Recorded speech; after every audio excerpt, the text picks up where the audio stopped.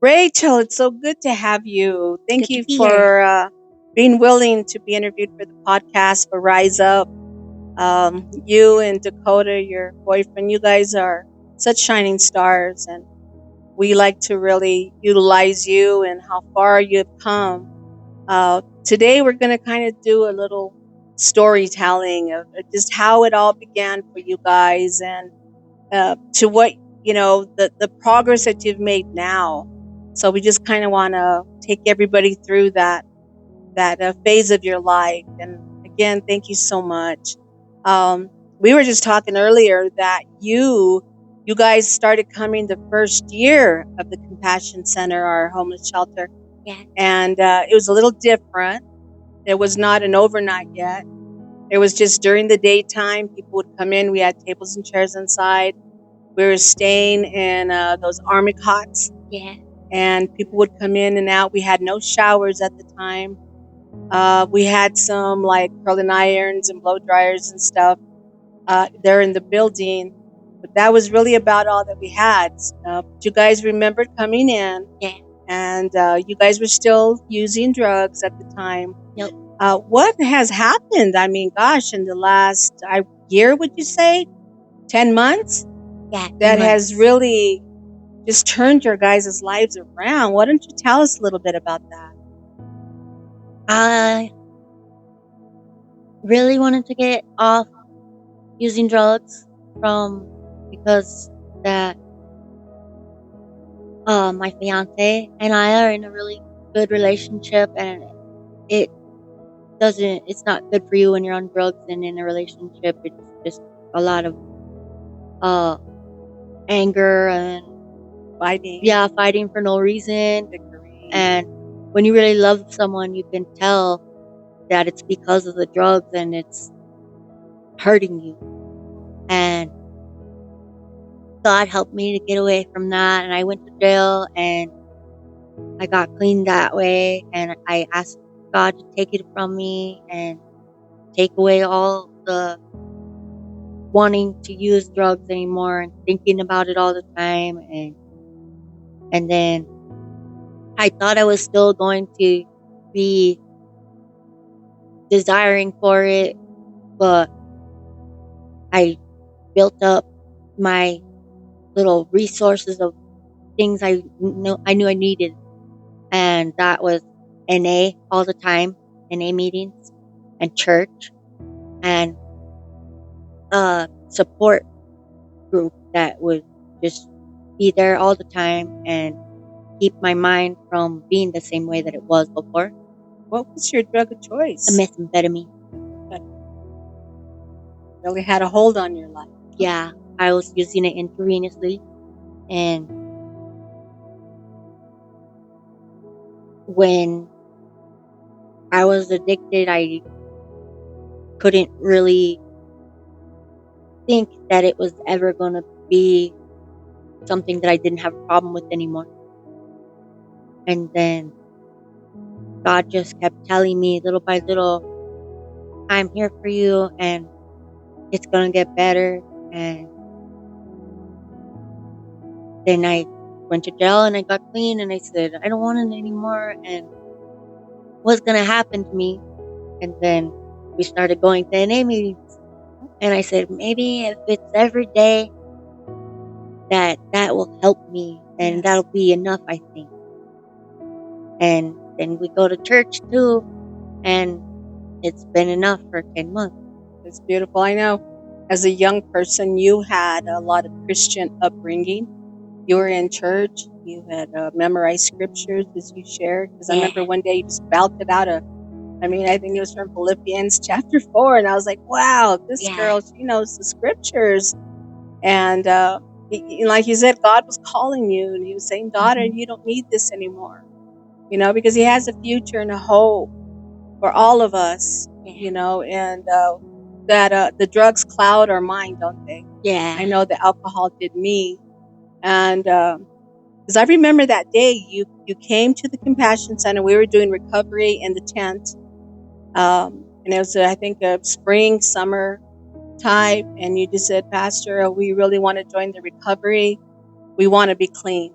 Yeah. And I was so excited and so happy because I don't think I really had spoken with you, to the degree of our relationship now. Yeah. You guys were kind of in, you were out, and now you guys are here with us, and we love it. And we use you every night, to share that Isaiah 54:17 Yeah. every night. And we share that scripture after our NA meeting. You want to share that scripture real quick? It's no weapon formed against you shall prosper, and every tongue that rises against you in judgment you shall condemn.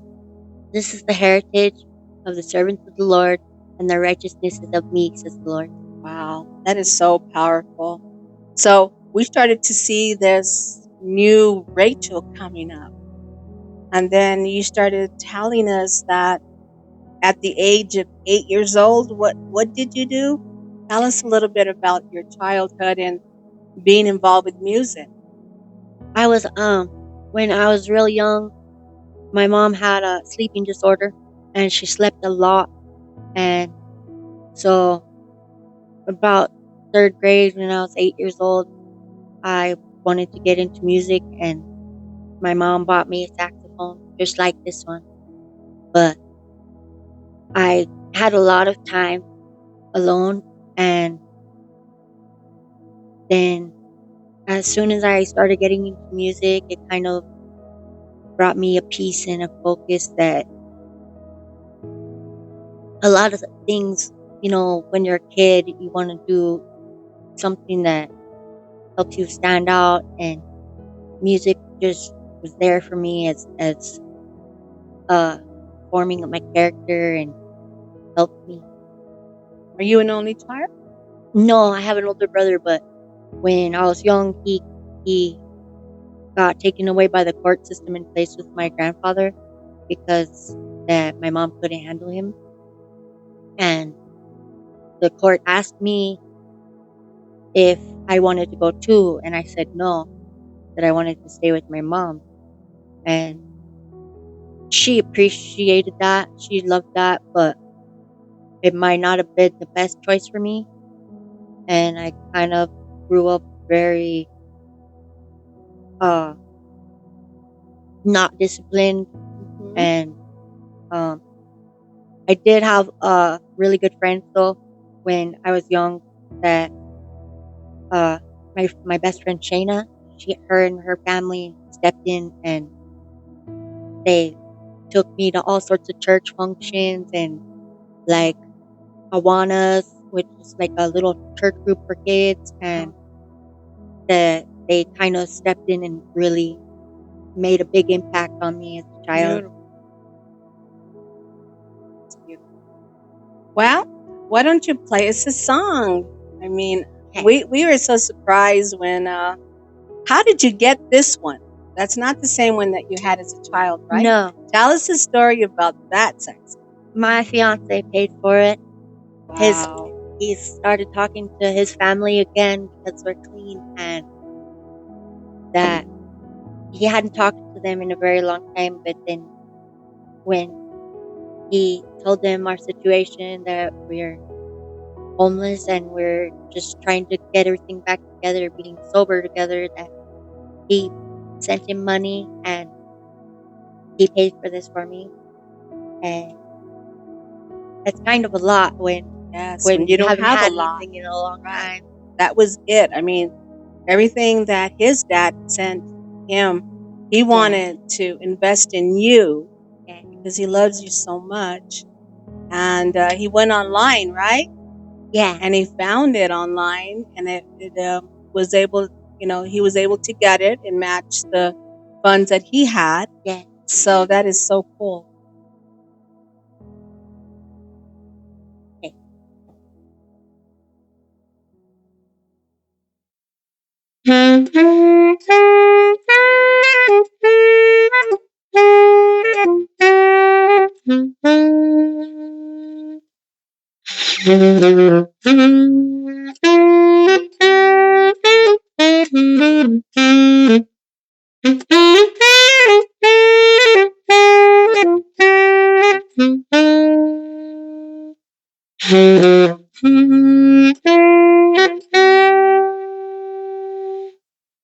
Wow, that was beautiful, Rachel. Good job. And I mean, when you guys were using drugs, no way would he have used that money for that, Yeah, right? yeah, that was, our fault on both of our parts. That's what we had. When we did have money, we spent it on drugs, and it's always been something that, ached in my heart that I wanted to play again. And so this is awesome that I get to. That is. And the whole thing that he chose to get that for you, and put down the drugs and so Yeah, that he could bring some happiness in your heart. And I know he really does enjoy listening to you too. You'll be playing across the street and you can just hear that beautiful music coming out. So we're just like really surprised. I mean, not surprised, but so grateful that you're sharing your talent with us here at the Compassion Center. Um, Tell us a little bit more. Let's go a little bit deeper. I mean, you guys you're in this progression of life where okay, the music is back in play. yeah. Your relationship is good, And right? we have our dog. And you have your dog. Tell us about your dog. Our dog's awesome. He's a half a wolf and half Siberian Husky, and he just came up to my babe when he was still kind of in his addiction a little bit, and he just found him, and we I was waiting for him. He walked around the corner, and we had this little tiny puffy puppy, and I was like, "Oh my gosh!" Thinking how cute he is, and then immediately what I thought was, I can finally take care of something like this. Oh, And he's so awesome. He loves us, and it's kind of like miraculous that when you're in addiction, everything gets taken from you and everything's destroyed. And finally, we have this thing that came across with us, and yes. he didn't get destroyed. Praise He's way God. better, and he's healthy, and we gave up drugs, and now he can be treated well as Yes. an animal, and he's our little love button. He is big. He's Yeah, a sweet he's boy. big now. Yeah, he's sweet, sweet. So you've got this brand new life happening right Yeah. now. Your sobriety, your relationship, your music, your dog. And what's this other new component in your life that you and Dakota, now we'll be interviewing Dakota in a little bit. What's going on with you? What did you want to do next? Oh, we're going to school. Yes, you Yeah, are. I'm gonna take sociology and psychology, which is super interesting. I didn't think it would be that interesting a subject at first. I thought it was gonna Mhm. be something like math or history or something that's just kind of a little bit harder to be excited about. But and he's taking his philosophy, so Right? that's super interesting. And I'm just excited for that. That's all intriguing stuff for our Yes. minds instead of thinking about everything that's, gone in Negative. the past Right. and just, you know, yeah, we have positive things now. That's right. So you guys have already enrolled. You already are doing online classes for now. Yeah. And then you'll be headed for the campus again, probably for the spring, summer. What is the end game? What after you achieve all your credits and everything? What do you want your degree to be in? I want to teach music. Want to teach music? Yeah. Wow, that is going to be so beautiful. You have come so far, Rachel, and we are just so very proud of you. Thanks. And you also work for the Compassion right now too. Yeah. You help us serve the people and clean up and prep. And you have been just a really wonderful asset to the Compassion Center. Thanks. Yeah. So thank you for being willing to do it and being helpful and Yeah, I like it. It's good. good to get to be kind to people, and when so many people out there are so mean to you that you can actually go to a place and show people that there's still love and cared for. Yes, we all need to feel like that, huh? Because what does society say about homeless people? A lot that they're a bother, that they shouldn't be there, that they're just a problem, They're and they're in their they're in their they're trying to do their thing, and right. homeless people get in the way. They're in their That way. that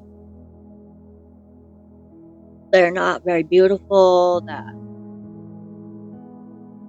they're just kind of uh they act like homeless people aren't people anymore. Like they're just Hmm. unnecessary, and Hmm. that's not true.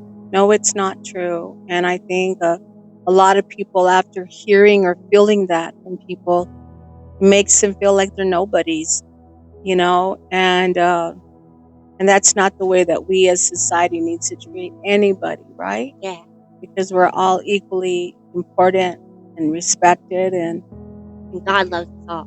He loves us all. That's right. And if everybody would be willing to invest in people, it doesn't matter if they're living on the sidewalk or in an alley or just really take the time to invest. Be kind, Yes, to be kind, and just caring. try to approach people with kindness instead of anger and irritation, because that's all that they get out there is anger and irritation, especially from each other because they're using drugs. Yes. So if you're kind and try to take a little time to not be so angry and try to figure out, what that person as a person, maybe they have some kind of compassion for you too, and they don't want to be a problem in your life. You can tell them, that, hey, listen, instead of being irritated, this is what I need from you, and maybe they can be considerate back. Yes. And the reason why we're highlighting you and Dakota, and I think we've already done Sean and Shane, and we have so many more that we want to highlight, because the way society has looked down, and look where you're at now. So we always have to look at somebody and say, I wonder what greatness that person has in them, and to have keep having faith in each other. Yeah, I think that is so important, and not just and to get out of that typical stereotype, of how homeless people are treated, and to say, wow, that person's just had some hard times, but they're going to get up, they're going to get back on their feet, and they're going to be okay. yeah. So, but I wanted to thank you so much for coming today and Thanks for sharing and having me. playing for us. That is so beautiful. And we're going to be able to hear from Dakota now. Yeah, Thank you so much, Rachel. Dakota, gosh, it's just so good to have you here with us today. And we just finished interviewing Rachel, and I think she did a great job, don't you? Yes, I do. And we spoke about you, and now it's your turn. So we want to hear about you, and you're another shining star. You're doing so well, and you've broken a lot of the chains in your life, and you've come to a good place where you're still proceeding and progressing. So we'd like to kind of talk a little bit about, what brought you to the Compassion Center, what was going on. Well, I know in the beginning you guys came the first year, Yeah. but this last year, the last 11 months, there's been a lot of great changes in you. Tell us a little bit about Um, I guess my girl, she was kind of getting tired of doing this, getting high and stuff, and I told her, as long as she or once she either quits getting high or just cuts back on it, I'll quit all completely. Because she was only doing meth at the time, and I was doing opiates, heroin, and fentanyl. So I guess she probably took that as like a challenge or whatever. So she ended up wanting us to actually get completely sober. So that. as soon as she quit and got sober, then I ended up just quitting my heroin and fentanyl addiction right then and there. So you both ended up in jail? Or were you Uh, out and she was in? well, the first time we both ended up in jail for breaking and entering, and then we got out, I think it was, and then she ended up going back for like a couple months. So that left me with the dog, and the whole time she was in jail, I guess they were waiting because she was gonna go to a treatment or something. So I thought that she wasn't gonna come back for like a couple years or something. So I was still getting high, and as soon as she went to the treatment center, she wanted me to go there too, but I've already had the dog for so long after that. She wanted me to give him to somebody, and I just already fell in love with him. I wasn't going to give up my dog for nothing. Even on the when she was in jail, one of the art bus drivers offered me $1,000 for him, and I was still getting sick off of the fentanyl, and I still happened to turn him down and say no, I'm not selling my dog. Yeah, you fell in love with that dog. And that dog loves you guys very much. Yeah, he does. So then she gets out, right? And she's clean. Yeah. And what made you want to say, hey, I think now I need to do something? How did you end up at State of the Art? Um. Well, at first I don't know how many times I've actually tried to kick it, and usually when I got into like the fourth or the fifth day, she had to literally watch over me like a hawk because sometimes my heart would just stop beating and Dangerous. I would just stop breathing, and she'd have to give me like CPR and stuff Oh just to my bring me back. And gosh. she asked me if I remember, and I was like, no, I don't remember any of that because I was dead. Wow, you You don't never really told remember us that. anything when you die. Wow. So from there, what did you end up doing? Um, from there, since she was already still clean, she just told me that maybe I should.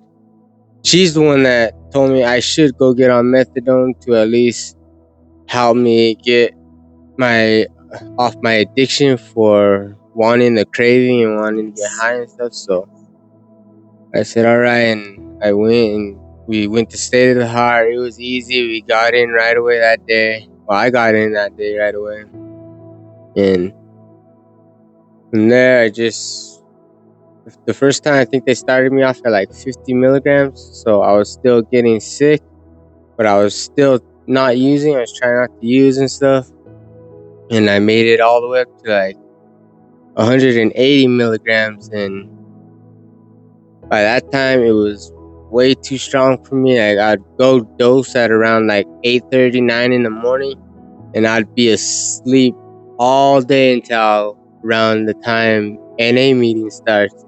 So about 5 or 5:30, I'd finally snap out of it.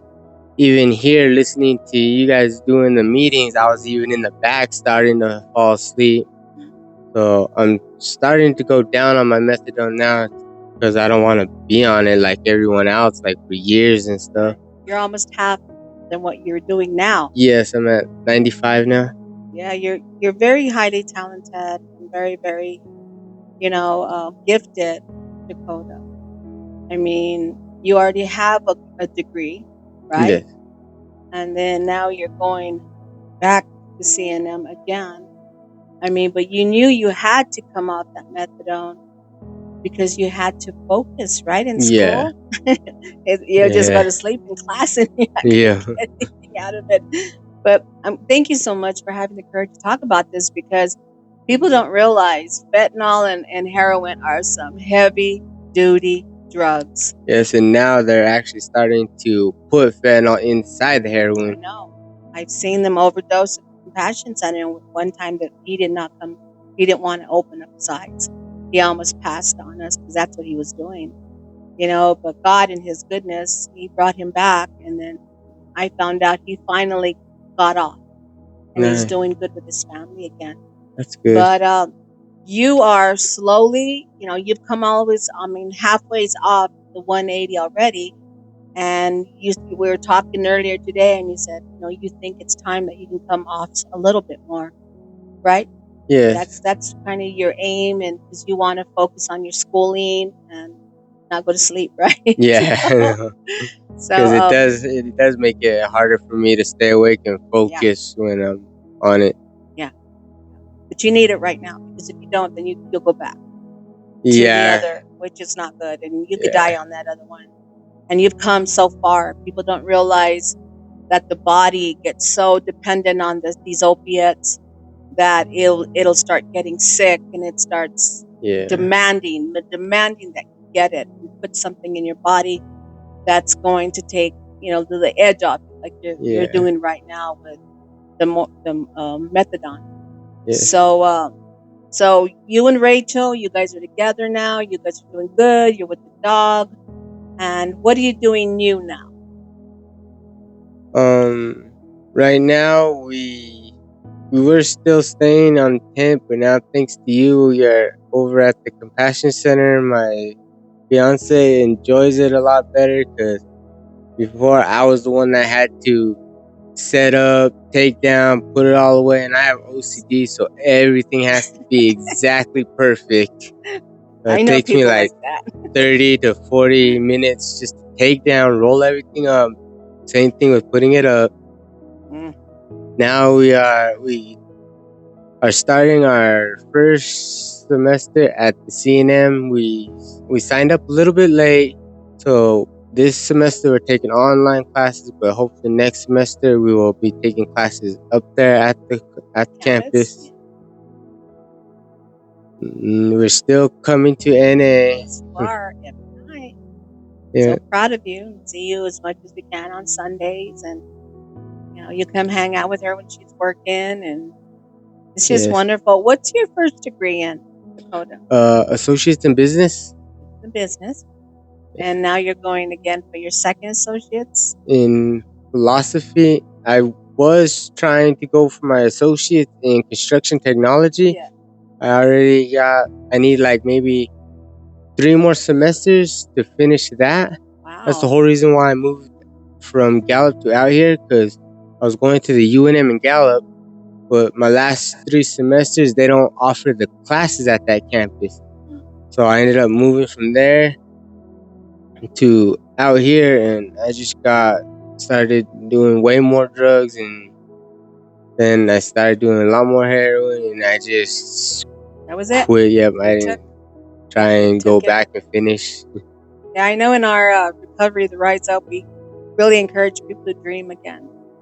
And to Yes, take those steps. We always say close the doors behind you and walk forward and open the ones that are looking right at you, because there's good things for you.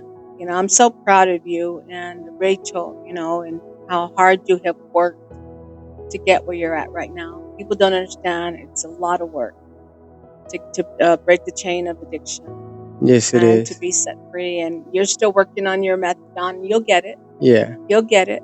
There'll be a day where you say, Pastor, I'm at zero. I don't need to go back anymore. yeah, And always remember the addict out there. Share your story with them. yeah, You tell me that today that you ran into some friends and they wanted to take you and get high, but you said no. And yes, they were like surprised, like, what? You walked away from that. yeah. So it takes a lot of work. We're just so proud of you guys.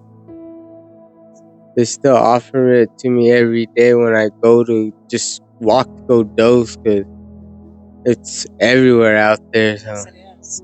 and this is usually where I always used to get high from was from Right. here to San Pedro, and my clinic is just right down on San Pedro. So, like 3 or 4 times a day, maybe I'll run into someone that I used to chill and get high with and stuff, and I just, when they ask me, I tell them that I'm clean, I'm sober, and I'm actually happy. I'm actually for once free because before I would have to at least go and hustle, and then by the end of the day, I'd get my girl her stuff, I'd get my stuff. At least I was up to like close to like 50 pack a day. That's 50, and I would smoke all of them that whole night. but I'd have to save at least 5 or 10 for the morning in order for me to just be able to get up out of bed and function, and then just go and do the whole thing all over again. You're talking about the fentanyl blues, right? Yes. Yeah, a lot of people don't really know what that consists of. That's taking a piece of foil, right? Yeah. And putting the blue pill on Yes. it, and then taking your lighter, what you guys call a torch, Yeah. because it puts out more fire flame. And then you get a straw, right? Yes. A straw, or you could take apart a pin, or Yeah, anything with a tube, right? yeah. They now, even at the smoke shops, they even sell individual tutors now Wow. that you could go and buy at the smoke shop I for know. $2 for the straw and $1 for a mouthpiece. So it's like $3. Wow, where has our world come to, right? Right? But then we see them with their coats over their head or blanket. That's called tenting, right? Yeah. And what they're doing is they're doing the same thing with the straw and the pill and the foil and the Yeah. flame in order to inhale the smoke. Yes. And Because a that's lot of people, especially when it's windy, a lot of people prefer to use a regular lighter because most people don't really know how to smoke it with a torch. So if it's windy, you can't really get your hit, and you'll just burn your pill completely if you're using a torch. So a lot of people prefer to use the lighter because it doesn't burn it. And it's so powerful, though, right? We can see yes, we've lost people, friends that we've known yes, out there to overdose quickly with just one usage, yeah, and they're out, they're gone. yeah, And what I've noticed with a lot of homeless people is they always have the Narcan with them, and they know yeah, how to administer it. They know how to do CPR. You know, I was surprised the first time that we had an overdose at the Compassion Center. Everybody knew what to do. yeah, That was amazing. I just sat back and watched. yeah. They knew how to initiate the Narcan, how many times, do CPR, put ice on them if they needed. I Well, mean, see, it was amazing. yes, everybody, like the EMTs and all that, they really don't care about us. So, and all the people that have regular jobs that don't get hired, they just look at us like we're a burden to society. So the only people that are out there for each other is each other, you know? So we have to, if someone's falling out, we have to step in and try and bring them back, because even though we're getting high and stuff, we still don't want a human to lose their a regular person to lose their life. Wow. Yeah, I've learned that through these last 4 years, just how amazing everybody is. There's such greatness in everybody in here, every one of them, you Yes. know. And I love it. I'm so glad you guys finally came in, and we're making it work for you guys, and you're working with us, and we've taken 10 in the last few days. You know, Yeah. we just want people that are wanting to get help. You know, and we will put the effort, we'll put the energy, we will do everything we can to make sure these bills get paid here. You know, it's just a church that supports it, and we have a small mini grant from Bernalillo County, and that's it. I mean, you know, so Yeah. it gets quite expensive to run two buildings, I bet. but it's so worth it.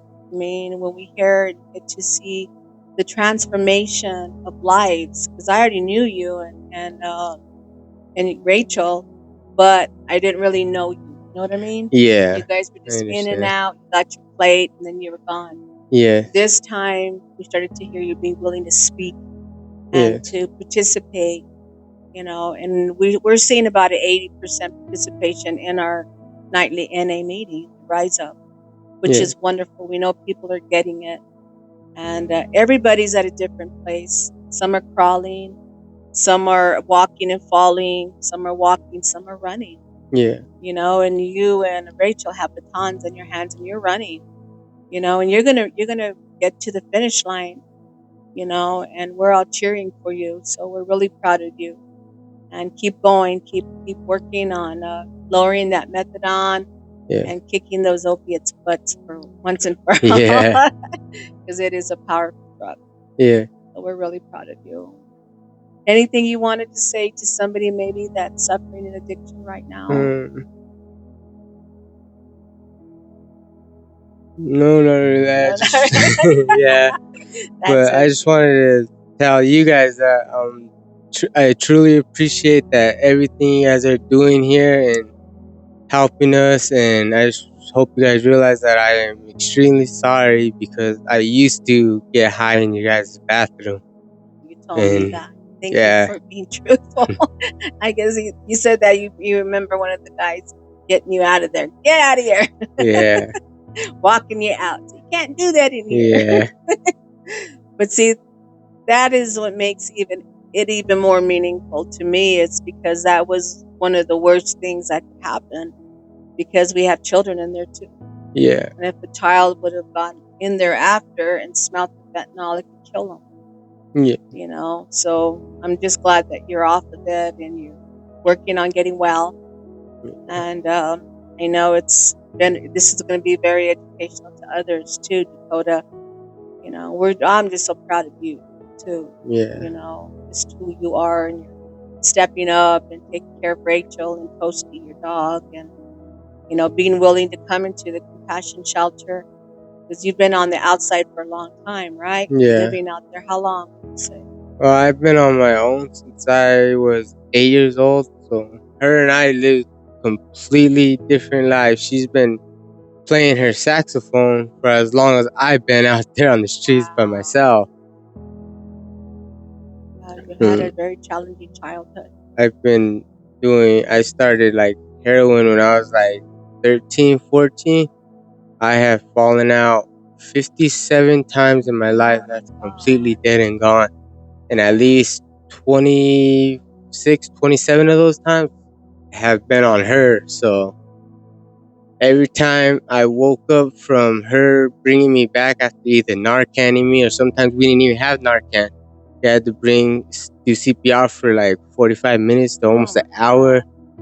And if it wasn't for her, I probably would be dead because I've fallen out on friends, people I just went and got high with. I've been left for dead in the alley. I've been left for dead in bandos. Like if I didn't get clean, I probably wouldn't even be here talking to you right now. Dakota, God has a plan, purpose for you. And we could see it because He's really given you the strength, both of you, to turn your lives around and keep pressing forward. So we're proud of you. And we're Thank you. glad that you're with us. Wow, that was a long time to this Yeah, fallout with that drug. And if she wasn't there, you wouldn't be here with yeah, us. Thank you for taking time to share your yes. story with us. And God bless you. And we're just Thank you. excited just where you guys are at. And we'll have you on here another time and with Okay. another update on the Rachel and Dakota story. Thank All you. right. God bless. Thank All you, right. Dakota.